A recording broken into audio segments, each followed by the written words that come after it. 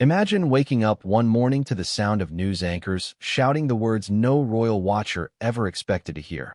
Parliament has officially initiated a bill to remove Prince Harry and Meghan Markle's royal titles. At the same time, government auditors have slapped the couple with a $550,000 tax notice, a number that might look small compared to their Netflix deals, but symbolically, it represents something far greater. It represents the collapse of their royal illusion. Their once untouchable status, their golden image as the couple who escaped royal life, now hangs by a thread. Before we continue, please hit the like button, subscribe to the channel, and turn on the notification bell for updates. But here's the question that's got Britain buzzing from Westminster to Windsor. How did it all come to this?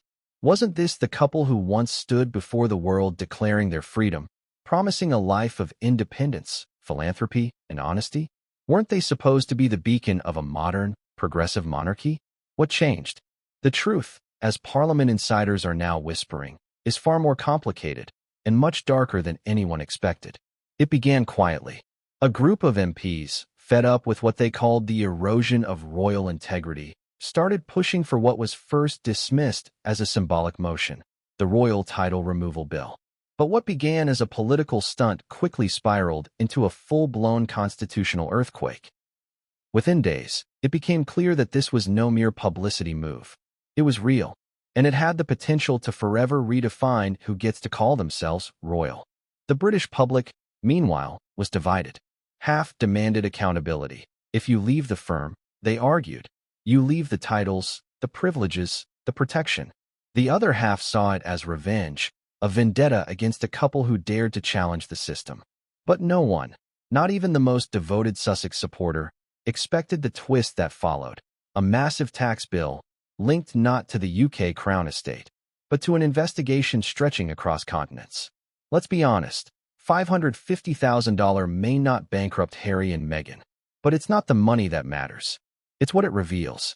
It's the paper trail that led investigators straight into the private finances of the Sussex brand, from charity donations to media contracts, from speaking engagements to luxury expenses hidden behind corporate walls.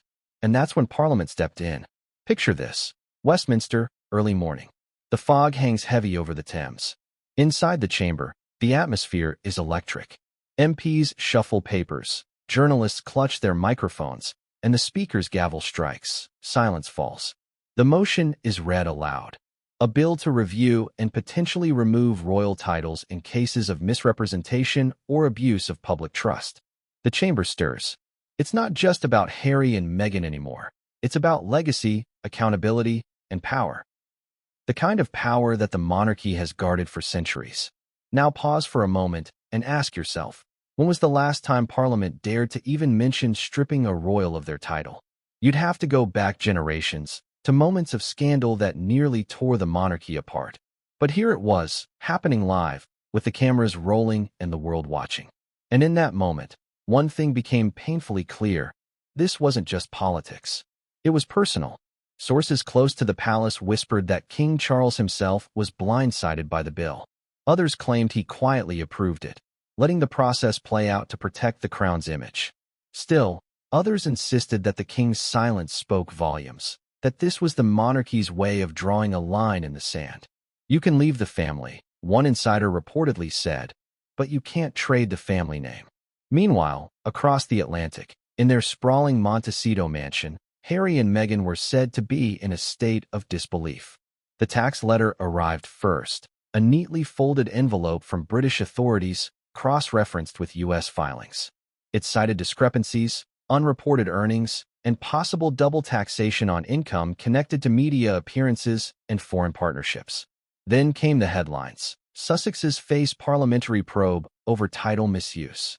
You could almost feel the air shift. The same public that once applauded their independence now began to ask harder questions. Were they truly victims of a cold, outdated monarchy, or architects of their own downfall? And if the answer was the latter, how far would Parliament go to make an example out of them? Behind closed doors, the mood was even darker. Former royal aides began quietly sharing details. Stories of luxury expenditures claimed as charity expenses, vague invoices tied to consulting deals, and payment trails that didn't quite add up. Nothing explosive on its own. But together, they painted a troubling picture.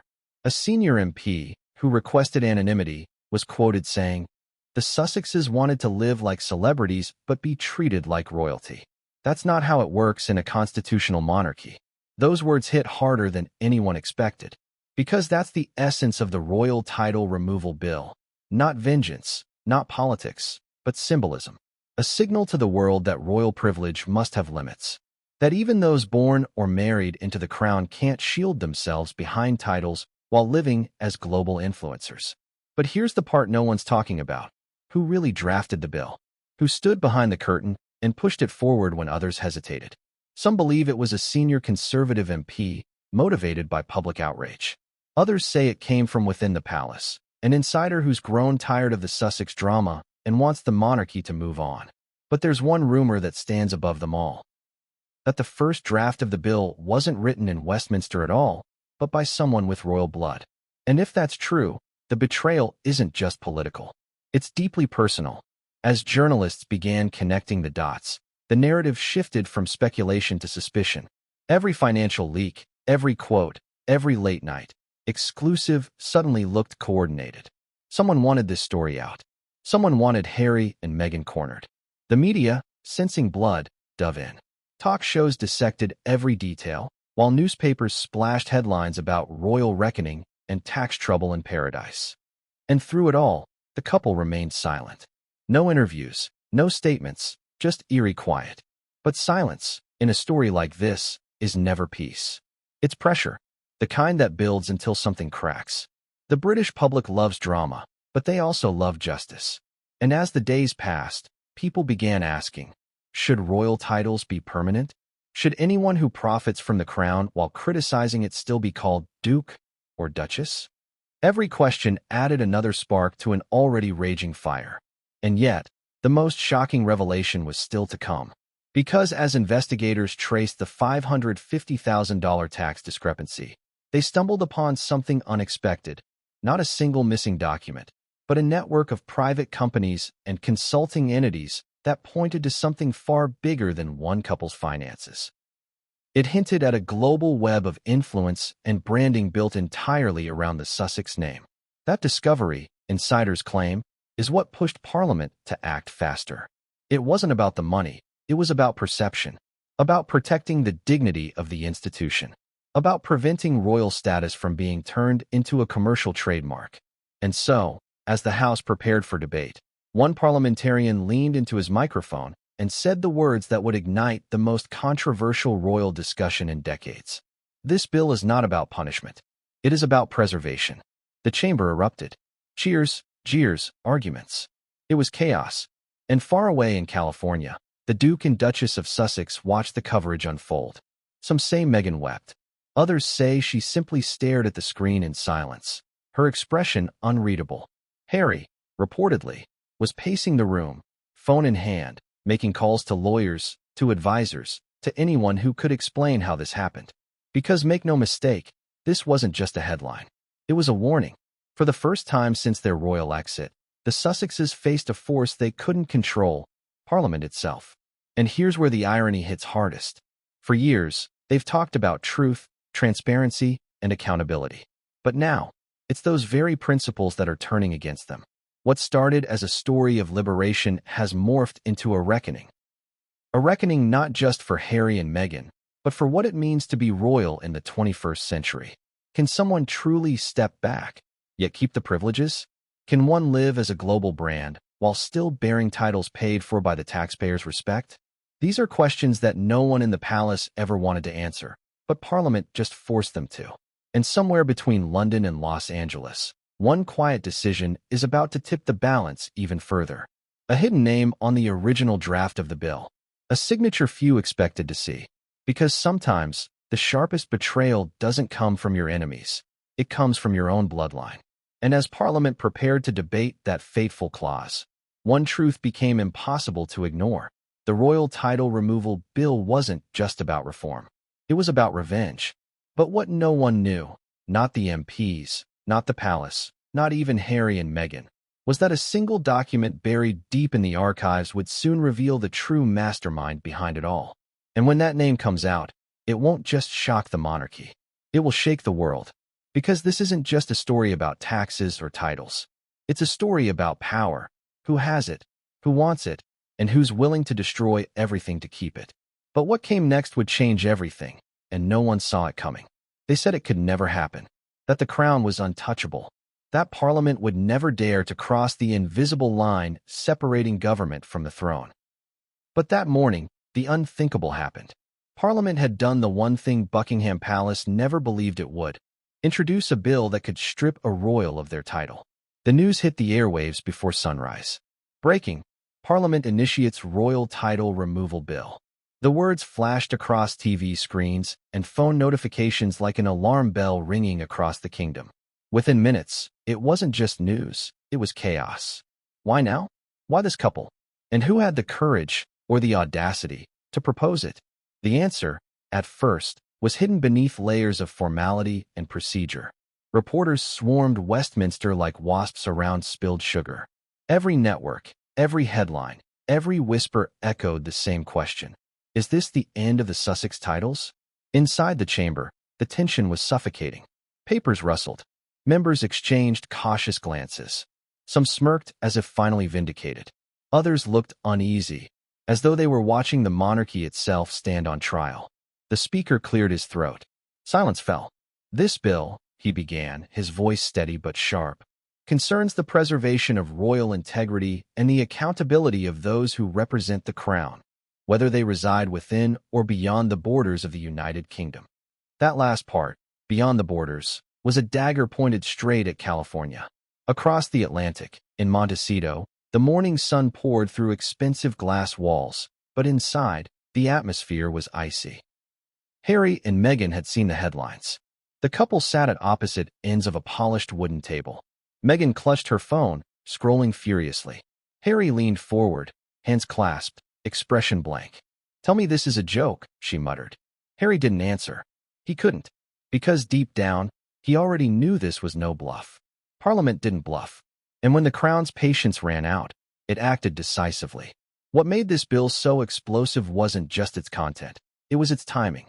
Days after tax investigators disclosed the $550,000 discrepancy tied to the couple's income reports, MPs had decided to formalize the one discussion that had been whispered behind palace walls for years. Should Harry and Meghan still be allowed to use royal titles while criticizing the monarchy that gave them?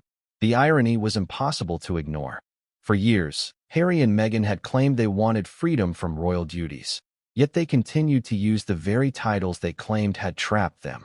Duke and Duchess of Sussex, a name that once symbolized prestige, now surrounded by controversy. One MP, caught on a hot mic before the session, said it bluntly: "If they want to be celebrities, let them be celebrities. But stop trading on the crown." That single remark went viral within hours. But it wasn't just about reputation. Beneath the polished parliamentary speeches lay something darker: resentment. A quiet fury that had been simmering since the infamous Oprah interview, since the Netflix documentary, since the memoir that shook the palace. Each word, each revelation, each accusation had chipped away at the delicate peace between the institution and the exiled couple. Now, Parliament was ready to strike back, not with emotion, but with legislation. Imagine that for a moment: a law powerful enough to erase your royal identity. So what exactly did this royal title removal bill entail? At its core, it granted Parliament the power, by majority vote, to recommend the revocation of titles granted by the Crown in cases where the individual acts in a manner contrary to the dignity or integrity of the monarchy. Those words were chosen carefully. They were sharp, surgical, and unmistakably targeted. The chamber erupted in debate.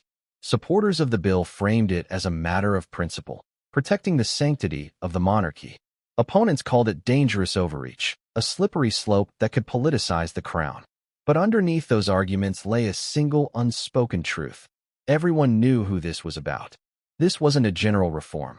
It was a direct strike at Harry and Meghan. And yet, even as Parliament debated, the public mood outside was shifting faster than anyone anticipated. Crowds gathered outside Westminster, waving both Union Jacks and homemade signs that read, "Not our Duke," and "Titles belong to the loyal." Interviews with ordinary citizens revealed the exhaustion of a nation that felt embarrassed by scandal after scandal. "I used to admire them," one woman told a reporter. "But now, it feels like they use the royal name only when it benefits them." Another man, older and wearing a worn-out veteran's jacket, said simply, "They turned their backs on us. Maybe it's time we do the same." But not everyone agreed. Outside the Parliament gates stood clusters of Sussex supporters holding banners that read "Love Wins" and "Hands Off Harry and Meghan." For them, this wasn't about accountability. It was about persecution, about punishing two people who dared to challenge a centuries-old system of privilege. And so, Britain found itself divided once again, torn between loyalty to the crown and sympathy for the rebels who once called it home. Meanwhile, inside Westminster, a name was about to drop that would make the entire chamber fall silent. As the speaker gave the floor to the bill's sponsor, whispers rippled across the benches. Cameras zoomed in. The figure stood, a poised, sharp-eyed politician known for eloquence and discretion. No one expected them to be the one leading this charge. "Members of Parliament," the voice rang out. "This is not an act of vengeance, but of preservation. Our monarchy has endured for over 1,000 years because it evolves when it must. And today, it must evolve again." The speaker paused, scanning the room. "This bill ensures that the crown's dignity cannot be sold, streamed, or monetized. Titles are not trademarks. They are trust." That line, "Titles are not trademarks," was instantly quoted across every news site in Britain. It summed up everything the establishment wanted to say but couldn't. But behind the polished phrasing, there was a secret few knew. The politician proposing the bill had a personal connection to the royal family. Distant, but undeniable. A shared lineage that made the move feel like betrayal cloaked in duty. And as soon as that connection surfaced, the story exploded. Reporters camped outside homes. Former aides started leaking private details, and royal watchers began speculating whether this was coordinated by the palace itself. Some said it was King Charles's silent approval, his way of letting Parliament do the dirty work. Others insisted he was furious, blindsided by the timing. Inside Buckingham Palace, sources described the mood as icy restraint. Officially, the palace refused to comment. Unofficially, insiders said there was panic, not because of the bill's potential passage, but because of what it could expose during debate. Because to argue for title removal, Parliament would need to examine behavior, public appearances, financial dealings, statements, and actions. In other words, they would have to open the Sussex file. And once that file was open, there would be no closing it again. Now pause and ask yourself, how far would the establishment go to protect its image? For years, Harry and Meghan had been shielded by a careful balance of silence and diplomacy. The palace avoided open conflict, preferring quiet disapproval. But the moment Parliament entered the equation, that restraint evaporated. This was no longer a family feud. It was a national spectacle. And as always, the world was watching. News outlets from New York to New Delhi ran headlines about Britain's royal reckoning. American talk shows debated whether the couple was being punished for speaking out. Australian tabloids called it the Crown's revenge. Even late-night hosts got in on it, mocking the irony of two self-proclaimed privacy advocates now facing public scrutiny on live television. "Guess they didn't mean privacy from tax collectors," one joked, earning nervous laughter from the audience. But behind the satire, something profound was happening. For the first time since Megxit, the royal narrative was shifting. Sympathy was giving way to suspicion. And yet, amid all the shouting, one voice remained unheard, that of the king himself. People expected a statement, a denial, something. Instead, Buckingham Palace maintained its eerie silence. Those close to Charles claimed he was torn. On one hand, he loved his son. On the other, he understood the monarchy's survival depended on public trust. Every scandal, every accusation chipped away at that trust. But the clock was ticking. Parliament had given notice that debate on the bill would begin in just 7 days. 7 days to decide the fate of royal titles that had existed for centuries. 7 days before history repeated itself. Because here's what many forget. The last time Parliament intervened in royal status was during the abdication crisis of 1936, when King Edward VIII gave up the throne for love. Now, nearly a century later, history was echoing through those same halls. But this time, it wasn't about giving up power for love. It was about losing power because of it. Meanwhile, back in California, Harry and Meghan's legal team scrambled. They released a carefully worded statement insisting they had complied fully with tax laws and labeling the parliamentary bill as an unfortunate political distraction. But the statement did little to calm the storm. Critics saw it as deflection. Supporters called it dignity under fire. The internet turned it into war. And in the middle of it all, one small piece of information leaked, a letter from the committee overseeing the bill. It mentioned a review of financial disclosures provided by a third-party source with close proximity to the Sussex household. A third-party source. Someone inside had talked. Who? A staff member? A friend? A family insider? Whoever it was, they provided the spark Parliament needed to justify the bill. And now, the story wasn't just about tax discrepancies or public outrage. It was about betrayal. As the first televised debate neared, security tightened around Westminster. Protesters clashed outside the gates. Lawmakers received threats. It had become more than legislation. It was a national soap opera, the kind Britain hadn't seen since the Diana years. And speaking of Diana, many couldn't help drawing comparisons. Her son, the once beloved prince, now at the center of a modern constitutional crisis. Only this time, there was no sympathy, no candlelight vigils, just cold judgment from a weary public. Through it all, the question remained. Could the monarchy survive this without tearing itself apart? And if Parliament succeeded, what would come next? Would other titles fall under scrutiny? Would royal finances become subject to public audits? Or would the monarchy finally draw a line, reclaiming control of its image once and for all? The stakes couldn't be higher. And as night fell over London, one anonymous insider sent a cryptic message to a journalist at the Telegraph. 4 words. No greeting, no signature. Check who drafted it. The journalist stared at the message for a long moment. Then they picked up the phone, heart racing, and dialed a number that would change everything. Because the truth about who wrote the royal title removal bill would shake not just Parliament, but the entire royal bloodline. And when that truth surfaced, it would make the $550,000 tax scandal look like pocket change.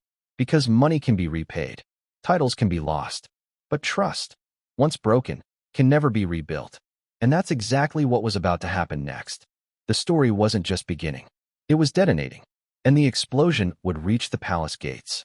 But what came next would drag an unexpected royal relative into the storm, one whose involvement no one saw coming. And when that name was revealed, it would change the course of the monarchy forever. The morning after the royal title removal bill stunned the nation, Britain woke to a new obsession. Not whether the bill would pass, but who wrote it. Who had the nerve to draft legislation that could strip the Duke and Duchess of Sussex of their royal titles, effectively rewriting the rules of monarchy in the modern age? The Speaker of the House had deliberately withheld the author's name during the first reading, citing procedural anonymity. But Westminster leaks never stayed buried for long. Every journalist, every insider, every political aide was on the hunt. Phones rang nonstop. Reporters stalked corridors. You could almost feel the pulse of London quicken. And then, one clue surfaced. A parliamentary aide let slip that the drafter wasn't an outsider, but someone with personal motivation. Someone who understood the royal machine from the inside. That was all it took. Within hours, the speculation turned into wildfire. Some tabloids pointed fingers at hardline traditionalists who had long criticized Harry and Meghan's commercialization of the crown. Others whispered that it was orchestrated by loyalists close to King Charles himself, a quiet act of royal cleansing disguised as parliamentary procedure. But the truth, when it finally surfaced, was far more shocking. Because the hidden author of the royal title removal bill wasn't a senior conservative or royal advisor. It was someone with a surname that had once been shielded by the palace itself. Someone who had lived their life on the fringes of royal attention, connected by blood, yet forgotten by privilege. A cousin, a royal by lineage, not by favor. Their name? Lady Davina Windsor. At first, it seemed absurd. Lady Davina, daughter of the Duke of Gloucester, was known for her quiet life, her disdain for public attention, and her reputation for fairness. She wasn't political. She rarely gave interviews. But beneath that calm exterior, those who knew her described a woman with a deep, burning loyalty to the monarchy's traditions and a quiet fury at what she saw as Harry and Meghan's betrayal of those values. She adored the Queen, a family acquaintance told reporters. She saw the monarchy as service, not spectacle. Watching what Harry and Meghan did, it broke something in her. According to Westminster sources, Lady Davina had been working quietly with a small group of MPs for months, consulting constitutional lawyers and historical experts to determine how Parliament could intervene when royal conduct endangered the dignity of the crown. And when the $550,000 tax discrepancy hit headlines, that was her moment. She stepped out of the shadows. She handed her draft to the committee chair, and she said 6 words that would echo through Parliament for generations. It's time to protect the crown. But why her? Why now? To understand that, you have to go back to the funeral of Queen Elizabeth II. Lady Davina, seated 3 rows behind the Sussexes, had reportedly watched in silence as Meghan adjusted her black hat for the cameras. To most, it was nothing, an ordinary, forgettable gesture. But to Davina, it symbolized everything wrong with what the monarchy had become, performance over purpose. In her eyes, Harry and Meghan hadn't simply left royal life. They'd exploited it, turned centuries of duty into a global brand. But she wasn't driven by hate. It was something colder, conviction. She believed the monarchy could only survive if it was respected, not marketed. And that belief set the stage for one of the most dramatic constitutional showdowns in modern history. When the truth of her authorship broke, the palace issued a terse statement. Lady Davina Windsor's actions represent her own opinions and not those of the royal household. Translation? She was on her own. But insiders said something very different. That King Charles knew of her efforts long before the bill reached Parliament. Some even claimed he encouraged it quietly, offering moral support while keeping his own hands clean. Others said he warned her to back down, fearing it would deepen the family rift. No one could prove either version. But one thing was certain. The revelation of her identity changed everything. Suddenly, this wasn't just politics. It was family. Royal relatives who had remained neutral were forced to pick sides. Some privately applauded Davina for doing what the monarchy couldn't. Others saw it as treachery, a public attack on her own bloodline. And in Montecito, the reaction was volcanic. When Harry saw the headline, "Royal cousin behind bill to strip Sussex titles," he reportedly stormed out of the house, slamming the door so hard that the security team thought something had shattered. Meghan, meanwhile, called their lawyer within minutes. "She's using our names to make herself relevant," Meghan allegedly fumed during the call. "She wants her moment. Well, she'll get it." But Lady Davina didn't want fame. She wanted reform. In a private message to an ally later leaked to the press, she wrote, "We have allowed indulgence to masquerade as independence. The monarchy's strength has always been restraint. Without it, we are no better than any influencer chasing applause." That single quote broke the internet. Some hailed her as brave. Others branded her a hypocrite. But whatever people thought of her, one fact was undeniable. She had struck a nerve. Meanwhile, the tax scandal continued to unfold. Investigators found that the $550,000 in question wasn't unpaid income tax, but a combination of unreported business expenses tied to overseas contracts. Most of it came from consulting and media appearances negotiated by Archwell affiliates. Nothing criminal, perhaps, but certainly embarrassing for a couple who often spoke of transparency. And here's where it got even worse for them. The tax inquiry had been triggered not by government agencies, but by an anonymous tip sent weeks before the parliamentary bill was introduced. Coincidence? Or coordination? Insiders whispered that the timeline was too perfect to ignore. The anonymous complaint about financial irregularities landed on the HMRC desk exactly 3 days before Lady Davina's draft bill was first circulated among MPs. It smelled of orchestration. Did Lady Davina orchestrate the leak herself? Her team denied it. But those who'd seen her up close during the months leading up to the bill said she was frighteningly determined. One recalled her words during a late-night meeting. "They've mocked our family's name for profit. If no one acts, history will." That sentence chilled those in the room. Because she didn't just mean history as metaphor. She meant Parliament, law, the will of the people. And the will of the people was shifting fast. Polling after the revelation showed that nearly 63% of Britons supported the bill's intent, even if they didn't know its exact details. Among older citizens, the number rose to nearly 75%. It wasn't just resentment toward Harry and Meghan. It was fatigue. Fatigue with drama. Fatigue with interviews. Fatigue with a royal brand that seemed to generate headlines instead of heritage. But across the ocean, the couple's American supporters viewed it as a witch hunt. Social media lit up with hashtags like #StandWithSussex and #EndTheMonarchy. High-profile celebrities voiced support, claiming the UK was trying to silence two independent voices of truth. And in a twist no one saw coming, a US talk show host offered to fly Lady Davina to Los Angeles for an interview, promising the British side of the story. She declined, politely.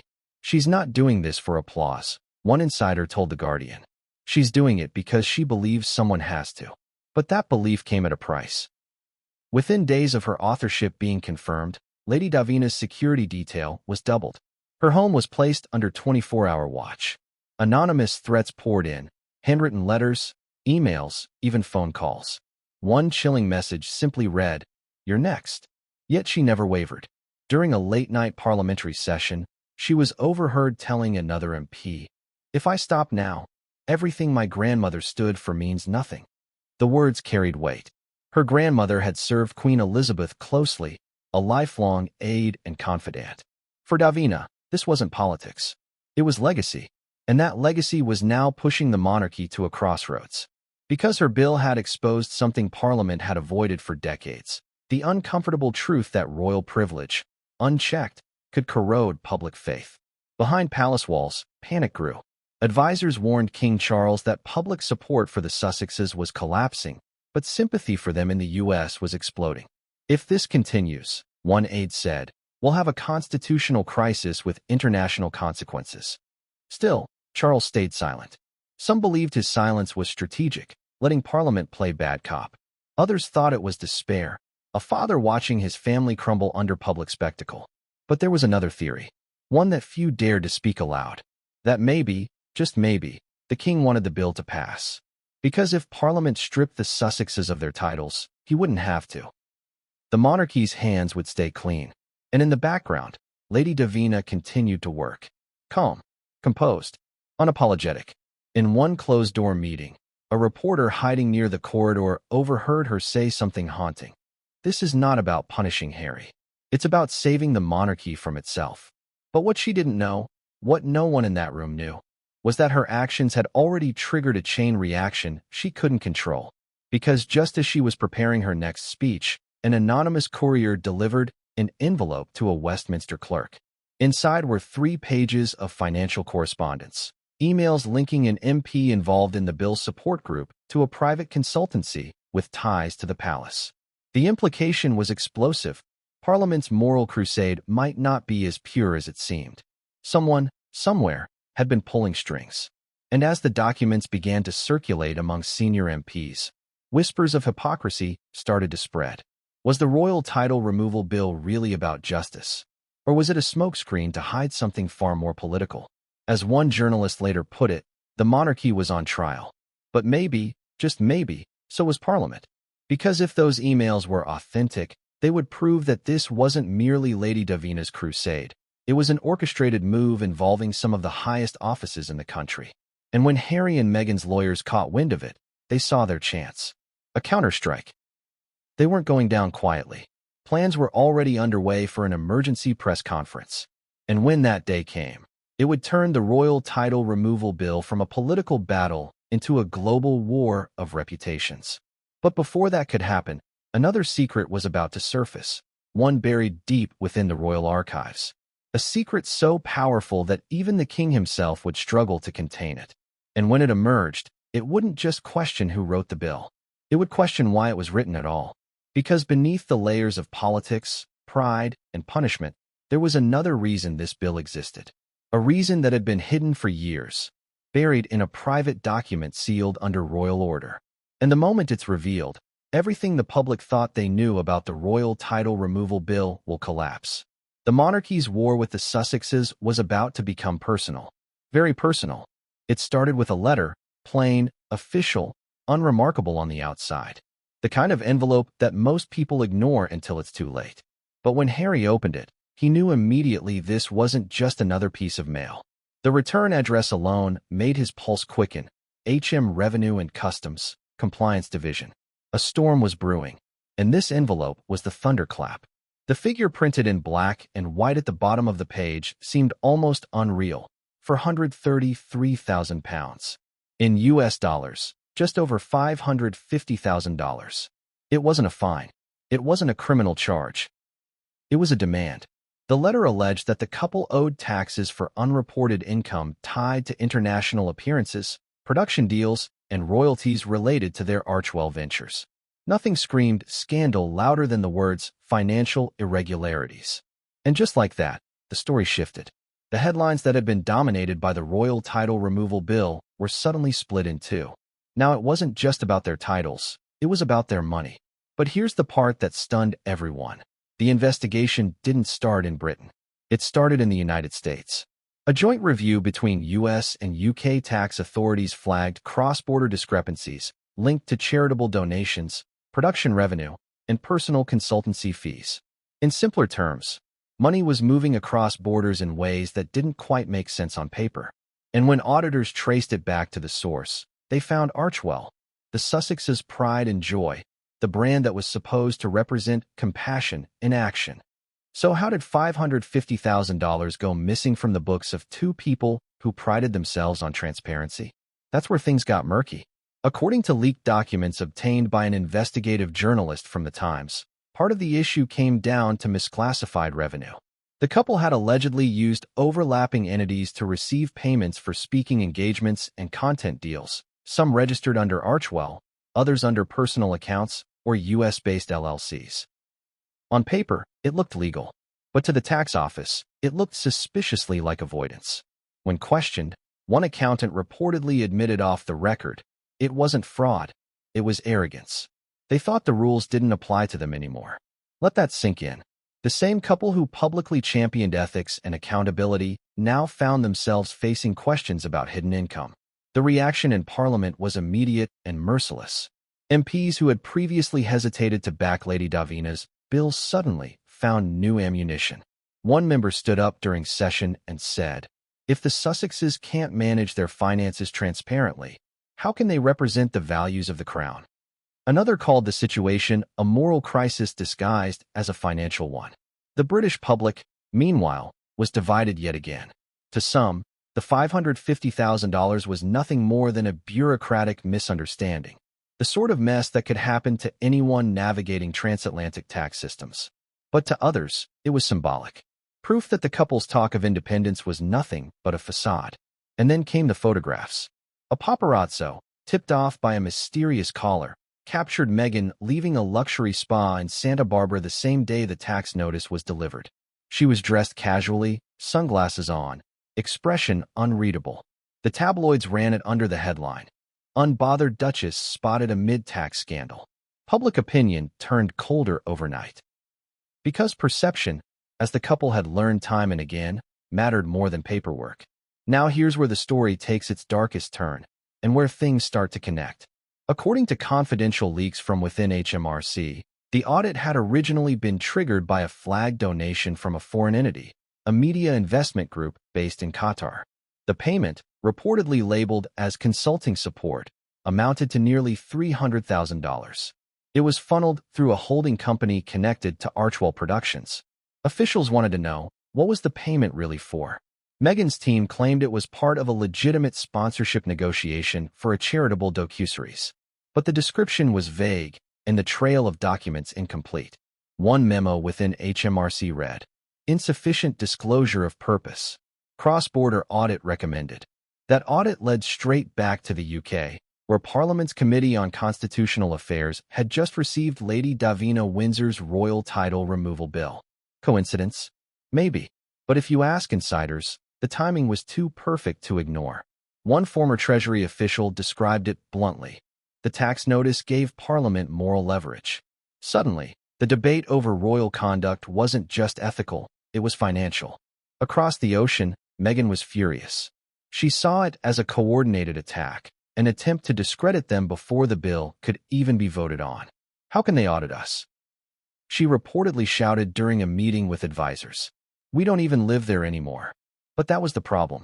They had one foot in America and one foot still tangled in Britain's legal system. They wanted the prestige of royal heritage, but the freedom of Hollywood entrepreneurs.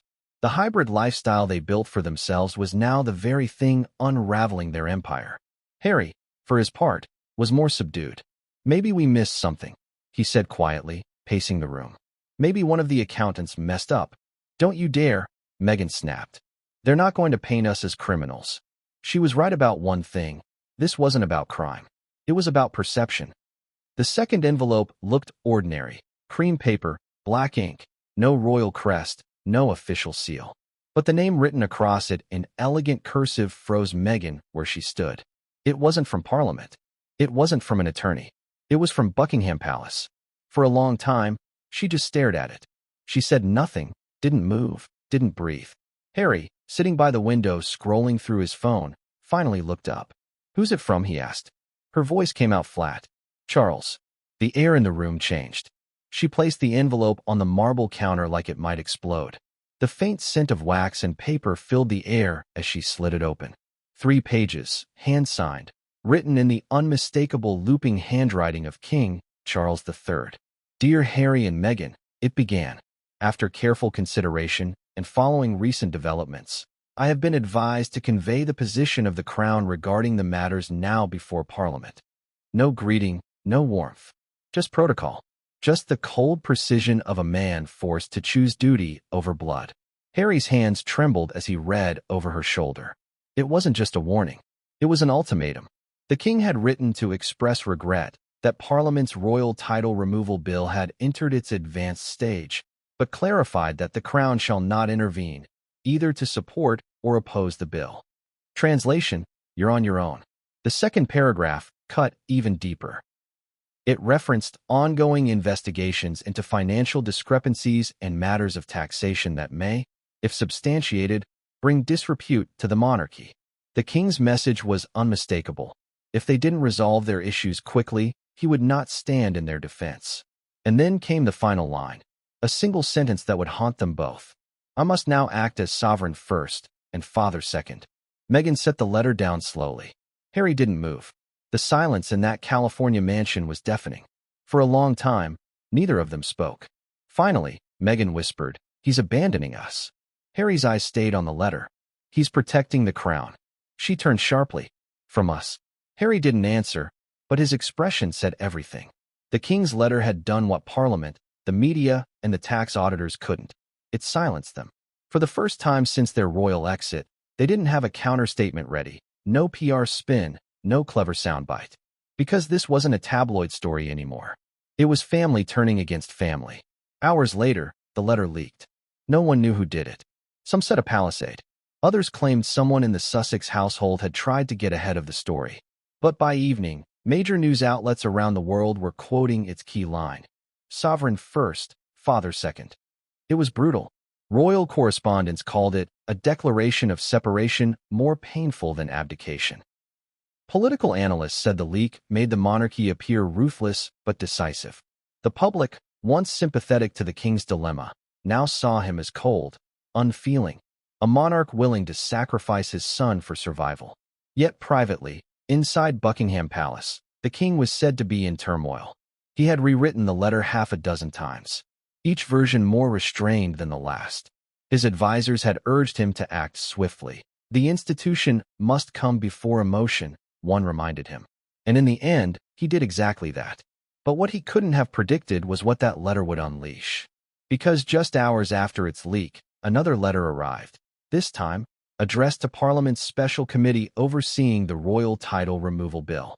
It was anonymous and signed and accompanied by a flash drive. Inside were scanned financial statements, private communications, and receipts, all allegedly tied to the Sussexes' business ventures. But what made this letter explosive was the claim it made in its opening line. The funds in question were knowingly misrepresented to conceal income from a foreign entity. The committee chair read it twice. Then he called a closed emergency session. What the flash drive contained, officials later admitted off record, raised serious concerns about potential legal violations. Money routed through consulting firms that were never declared under charitable operations, invoices labeled as expenses that were actually appearance fees, and payments that corresponded to media events involving Meghan's private projects. It was damning enough to trigger an internal cross-investigation, not just within Parliament, but within the Treasury itself. And if proven true, it could destroy their entire brand. But who sent the letter? That's where things got strange. The documents on the flash drive were legitimate, but they were also incomplete. Select pages were missing, pages that could have provided context or exonerated them. It was a surgical leak, designed not to reveal the truth, but to weaponize it. And the metadata embedded in the digital files traced back to a source no one expected, a former palace aide who had resigned the previous year after a quiet dispute with Meghan. That's when the whispers began. Had someone inside Buckingham Palace coordinated the leak to reinforce the king's letter? Or had the aide acted alone, out of resentment, guilt, or payment from someone else? Whatever the motive, the effect was the same. The letter to Parliament reignited the public firestorm just as it had begun to fade. News anchors described it as the second strike. First came the tax allegations, then the royal ultimatum, and now, potentially criminal revelations. Meghan watched the coverage with that same cold fury that always preceded her most strategic moves. "They want a war," she said. "Fine, we'll give them one." Within 48 hours, their legal team issued a response. "These allegations are categorically false. We have complied with all tax regulations and financial disclosures under both US and UK law." But the denial fell flat. The public wasn't listening anymore. They were entertained. Meanwhile, Parliament smelled blood. A special inquiry committee was formed, chaired by none other than Lady Davina Windsor herself. She maintained a calm, almost detached demeanor as she announced the review to the press. "This is not about personalities," she said. "It's about principles." Reporters shouted questions. "Is this coordinated with the palace? Do you believe the Duke and Duchess are guilty of misconduct?" She paused only briefly before replying. "The facts will speak for themselves." Behind her calm tone, though, insiders said she was under immense pressure. Threats, hate mail, even death warnings had become routine since her name had been revealed as the bill's architect. Yet she pressed on, determined to restore the dignity of the crown. And that's where the story took its next chilling twist. Because while Parliament was preparing its formal inquiry, another letter, yes, another, was quietly circulated among a select group of royal advisors and senior MPs. This one, stamped confidential, was written not by an outsider, but by someone deep inside the palace hierarchy. It warned that further exposure could implicate individuals within the royal estate who facilitated certain financial arrangements during the Sussex transition. In other words, the scandal might not stop with Harry and Meghan. It could pull the institution itself into the mud. That revelation sent shockwaves through the palace. Suddenly, the Crown's lawyers began working overtime to ensure the inquiry remained narrowly focused.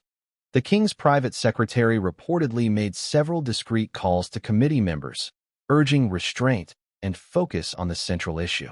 But the media got wind of it. And once the public sensed there was something to hide, the feeding frenzy turned into a full-blown hunt. Every newspaper ran front-page stories about the hidden letters of Windsor. Every talk show speculated about what Charles might be protecting.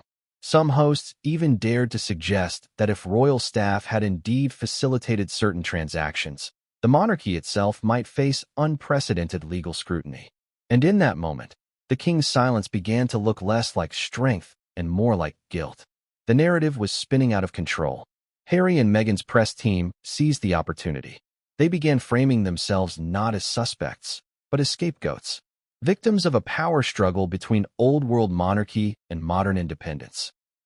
Harry, in a rare interview leaked through a sympathetic American journalist, was quoted saying, "My father's fighting to keep his crown clean, even if that means dirtying our names.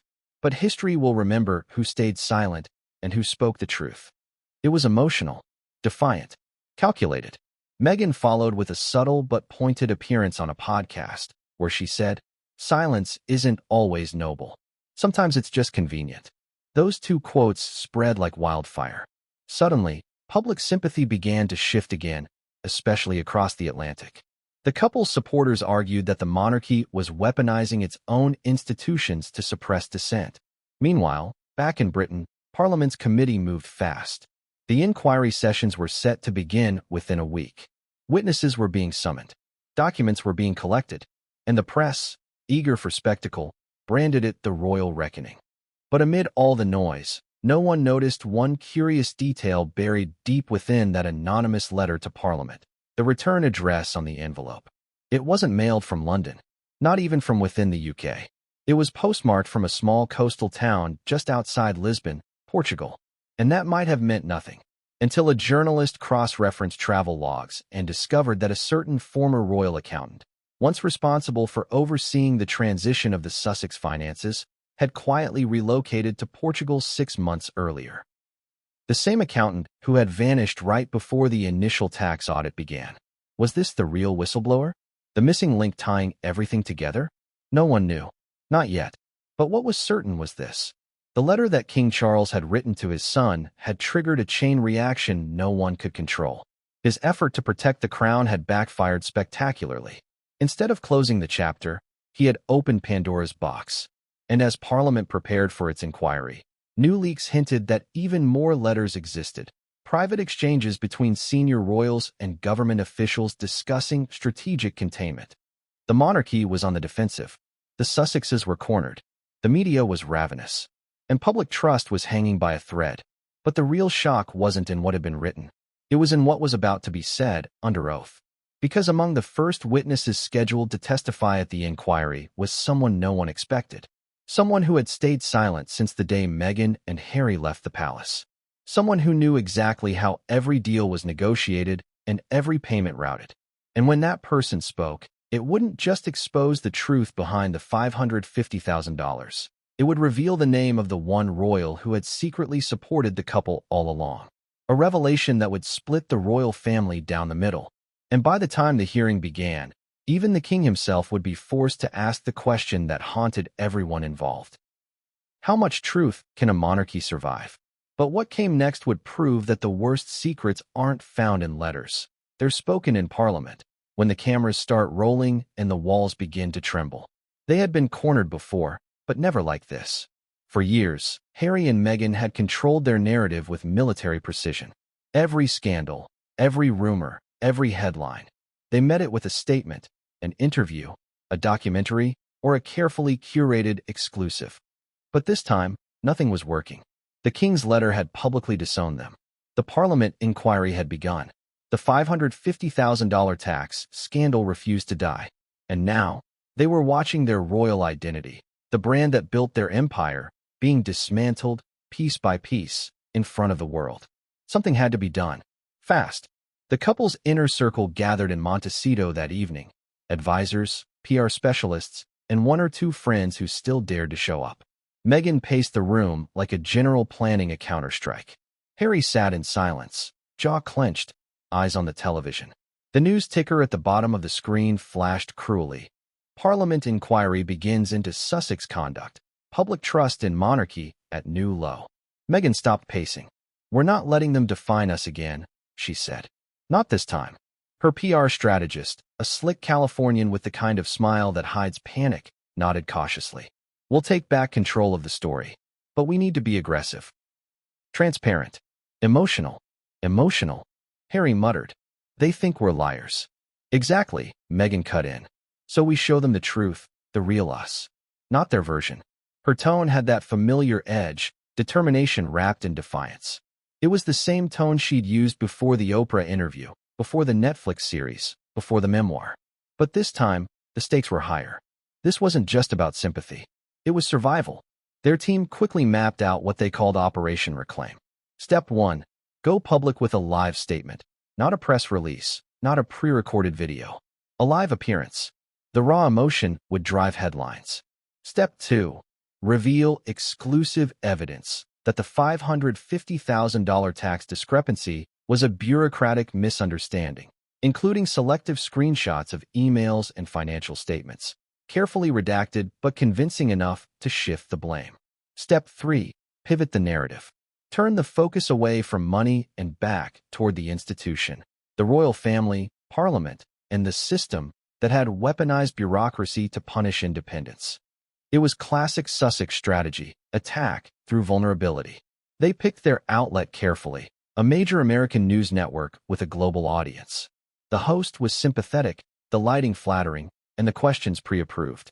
The segment was scheduled to air live under the banner, "The Sussexes Speak, Our Truth, Our Fight." The night before the interview, the couple rehearsed every word. Meghan focused on tone, firm but wounded, dignified but indignant. Harry practiced his pauses, his glances, his carefully measured sighs. Every line had to feel spontaneous, even if it was memorized to the syllable. Still, there was tension. Harry, exhausted, asked quietly, "What if it backfires? What if they call it manipulation again?" Meghan turned, eyes sharp. "Then we remind them why we left. Because the institution feeds on silence. And we're done being silent." The next day, cameras rolled. The interview began. The host started softly. "How are you both holding up?" Meghan's smile was tight. "We're surviving. It's been painful watching our names drag through the mud, especially by people who should know better. But we believe the truth has to come out." Then came the inevitable question. What about the tax allegations? The letter from Parliament? Harry leaned forward, voice low. "We've done everything by the book. We've paid every tax we owe. The timing of this so-called inquiry is interesting, to say the least. But we're cooperating fully," Meghan added. "It's heartbreaking that our efforts to build something positive, charitable work, community programs, global awareness, are being twisted into scandal. It's almost like some people can't stand to see us succeed outside the palace." It was perfectly delivered. Calm, articulate, and deflective. But then came the pivot, the emotional gut punch that their team had planned to perfection. Meghan looked directly into the camera. "At the end of the day, I'm still a woman who fell in love, who wanted to serve, who believed in compassion. But when you stand up to power, power strikes back. That's what this is about. It's not about taxes. It's about control." The line landed exactly as intended. The host nodded, the camera zoomed closer, and Twitter exploded. Within minutes, the hashtag #PowerStrikesBack trended worldwide. Their strategy was working, at least for the first 24 hours. Clips of the interview flooded every platform. Supporters praised Meghan's composure, her grace under attack. U.S. media framed the story as yet another example of British elitism stifling independence. Donations to Archewell reportedly spiked overnight. But in Britain, the reaction was very different. Parliamentarians accused them of performative outrage. The press called it a desperate attempt to rewrite the narrative. Even sympathetic commentators admitted the timing was suspicious. And then, just as the Sussexes' PR machine hit full throttle, a bombshell dropped. Leaked footage from the same interview, unaired by the network, but mysteriously uploaded online. The clip showed Meghan off camera, visibly angry, snapping at an aide about getting the narrative right. Her words were clear. Make sure they emphasize the attack, not the numbers. The money's irrelevant. It's about power. The clip spread like wildfire. Suddenly, the authenticity that had anchored their campaign crumbled. Viewers felt manipulated. Even fans began to question whether this was another act of media theater. Within hours, the hashtag #PowerStrikesBack was replaced by another, #ScriptedSussex. The blowback was immediate and brutal. The British tabloids ran the headline. Caught in the act, Meghan's off-camera meltdown. The network tried to contain the fallout, claiming the leaked footage was taken out of context. But the damage was done. And as the world mocked their performance, another crisis erupted back in London. During a live parliamentary session, Lady Davina Windsor presented new evidence, fresh financial documents, obtained directly from a whistleblower, that contradicted the Sussexes' claims in the interview. The numbers didn't lie. Multiple payments from foreign media intermediaries had been received but not reported in tax filings. The story had evolved from politics to potential prosecution. That evening, Harry and Meghan's Montecito home was surrounded by paparazzi. Helicopters hovered overhead. Reporters shouted questions from the gates. Did you lie on your taxes? Is the monarchy after you? Will you step down from Archewell? Inside, Meghan turned off the lights and stared out the window. They're trying to bury us, she whispered. Harry placed a hand on her shoulder, but his face was pale. Maybe we should stop fighting, he said quietly. Let it blow over. She spun around, furious. Blow over? That's what they want. They want us silent, humiliated. They want to erase us. Her voice cracked.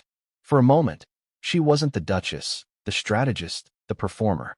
She was just a woman watching her world collapse. Then her expression hardened again. "If they're going to destroy our reputation," she said, "we'll destroy theirs first." That sentence marked a turning point.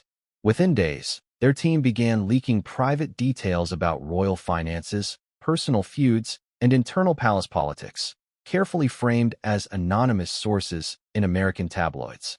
They wanted to shift the spotlight back to London, to force the palace onto the defensive. It worked, for a moment. The headlines shifted: "Palace accused of hypocrisy, royal finances under question." But the move came with a cost.